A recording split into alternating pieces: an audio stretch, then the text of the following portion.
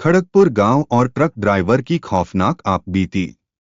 नमस्कार दोस्तों, आज मैं आपको एक ट्रक ड्राइवर की खौफनाक आपबीती सुनाता हूं जो बहुत ही खतरनाक कहानी है। और आप मेरे चैनल पर नए हैं तो चैनल को सब्सक्राइब कर ले, बेल आइकन को प्रेस कर लेना।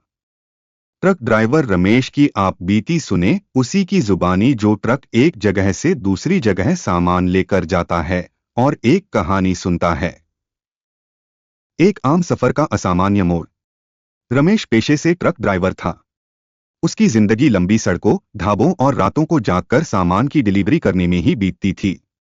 उसे खतरनाक रास्तों से गुजरने और अनजानी जगहों पर रात बिताने की आदत थी।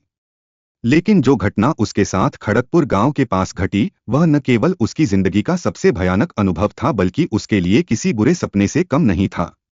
एक दिन उसे कंपनी की तरफ से आदेश मिला कि एक जरूरी माल खड़गपुर गांव के आगे स्थित एक निर्माण स्थल पर पहुंचाना है।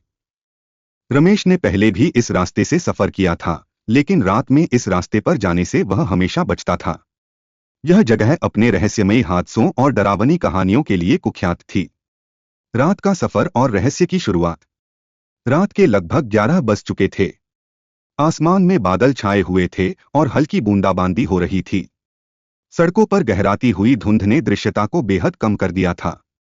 चारों तरफ सन्नाटा पसरा हुआ था, बस ट्रक के इंजन की गड़गड़ाहट और कभी कभार झींगुरों की आवाज सुनाई दे रही थी। रमेश ने ढाबे से चाय पी और फिर ट्रक लेकर आगे बढ़ा। उसे रात भर ड्राइव करके सुबह तक गंतव्य पर पहुंचना था। रास्ते में धीरे धीरे सन्नाटा और घना होता गया। आसपास के पेड़ों की अजीब आकृतियां और झाड़ियों से आती सरसराहट उसे असहज कर रही थी। अजनबी सवारी। कुछ दूर चलने पर रमेश ने देखा कि सड़क के किनारे एक औरत सफेद साड़ी में खड़ी है। उसने लिफ्ट के लिए हाथ उठाया। रमेश ने सोचा कि इतनी रात में इस वीराने में कोई अकेला क्यों होगा। सामान्य हालात में वह लिफ्ट देने से मना कर देता, लेकिन न जाने क्यों उसने ट्रक रोक दिया। कहाँ जाना है? रमेश ने पूछा। आगे खड़गपुर तक छोड़ देंगे, उस औरत ने धीमी आवाज में कहा। रमेश ने उसे ट्रक में बैठने दिया। लेकिन जैसे ही वह ट्रक में बैठी, रमेश को अजीब सा महसूस हुआ। ट्रक का माहौल अचानक ठंडा हो गया था, मानो किसी ने बर्फीली हवा चला दी हो। वह औरत चुपचाप बैठी थी। उसका चेहरा अजीब ढंग से भावशून्य था और आंखें सामने की ओर स्थिर थीं। भयावह घटनाओं का सिलसिला। कुछ देर तक रमेश ने सामान्य बातचीत करने की कोशिश की, लेकिन औरत ने कोई जवाब नहीं दिया। उसकी चुप्पी रमेश को बेचैन कर रही थी। ट्रक अपनी गति से चल रहा था, लेकिन तभी अचानक उसके सामने सड़क पर एक काला साया उभरा। रमेश ने ब्रेक लगाकर ट्रक रोका और बाहर झांककर देखा, लेकिन वहां कोई नहीं था। रमेश ने घबराकर अपनी सीट की तरफ देखा तो पाया कि वह औरत अब सीट पर नहीं थी। ट्रक में कोई नहीं था। उसकी रीढ़ की हड्डी में सिहरन दौड़ गई।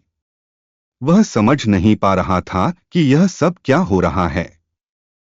भूतिया सड़क और बढ़ता डर। रमेश ने हिम्मत जुटाकर फिर से ट्रक चलाना शुरू किया। लेकिन कुछ ही देर बाद उसे महसूस हुआ कि ट्रक का वजन बढ़ गया है, जैसे किसी ने फिर से ट्रक पर चढ़ाई की हो। उसके हाथ पैर कांपने लगे। उसने पीछे देखा तो ट्रक खाली था, लेकिन शीशे में वह औरत फिर दिखाई दी। इस बार उसके चेहरे पर एक विकृत मुस्कान थी। रमेश ने तेजी से ट्रक भगाने की कोशिश की, लेकिन ट्रक के पहिए जैसे जमीन से चिपक गए हों।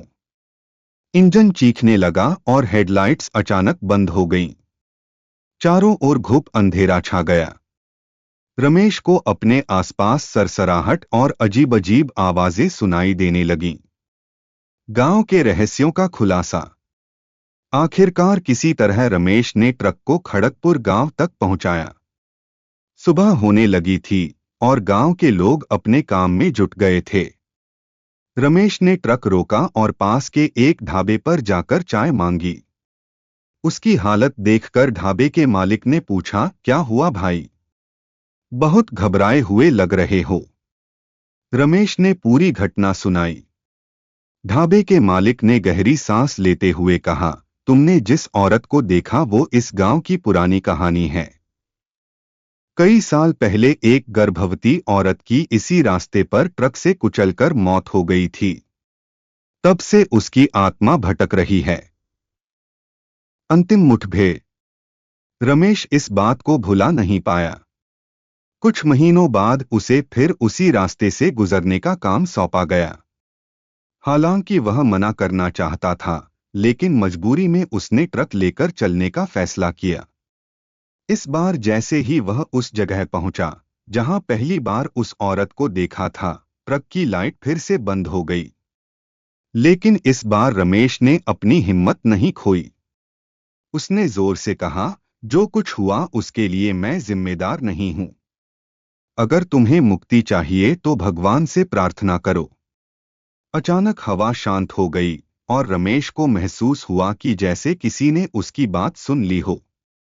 वह ट्रक चलाते हुए आगे बढ़ा और इस बार कोई अजीब घटना नहीं घटी।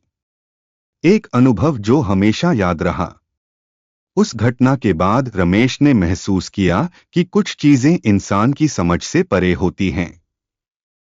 उसने खुद को कभी डराने नहीं दिया और अपने काम में जुटा रहा।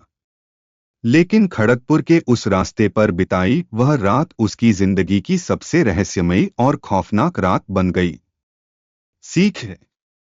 इस घटना ने रमेश को सिखाया कि डर को काबू में रखना और साहस के साथ आगे बढ़ना ही जिंदगी की सच्ची कुंजी है।